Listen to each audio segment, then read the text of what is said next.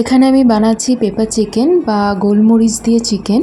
তো এখানে সবার ফার্স্টে চিকেনটাকে ম্যারিনেট করে নিলাম গোলমরিচ গুঁড়ো আর টক দই দিয়ে। তারপর নিয়ে নিয়েছি আদা, কাঁচা লঙ্কা, রসুন, পেঁয়াজ, চালমগজ আর কাজু। তো এগুলোকে ফার্স্টে আমি হালকা করে একটু ভেজে নেব।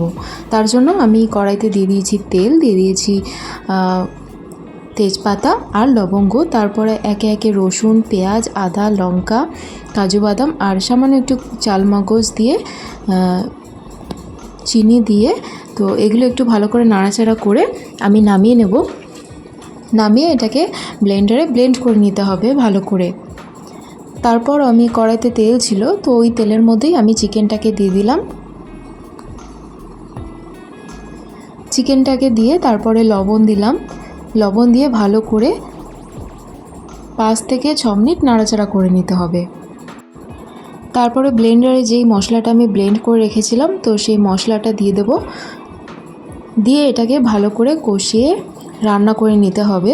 প্রায় 30 মিনিটের মতন সেদ্ধ করে নিতে হবে ভালো করে। চিকেনটা যতক্ষণ না সেদ্ধ হচ্ছে ততক্ষণ এটাকে রান্না করে নিতে হবে। আর তারপর চিকেনটা সেদ্ধ হয়ে গেলেই কিন্তু রান্নাটা কমপ্লিট হয়ে যাবে। তো লাস্টে আমি এখানে একটু ধনেপাতা ছড়িয়ে দিয়েছি। গ্রেভিটা সবাই সবার পছন্দ মতন করে নিতে পারো। তো তারপরে এখানে আমি গরম মশলা দিয়ে দিলাম।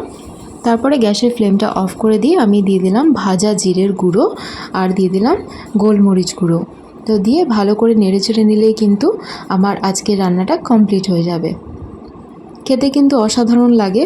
অবশ্যই ভাতের সঙ্গে তো ভালো লাগে, এছাড়া যে কোনো কিছু পোলাও বা ফ্রাইড রাইসের সঙ্গে বেশ ভালো লাগে। রুটির সঙ্গেও কিন্তু খেতে এটা খুবই ভালো লাগে। তো দেখো চিকেনটা খুব ভালো করে সেদ্ধ হয়ে গেছে আর জাস্ট ইয়াম্মি হয়েছিল।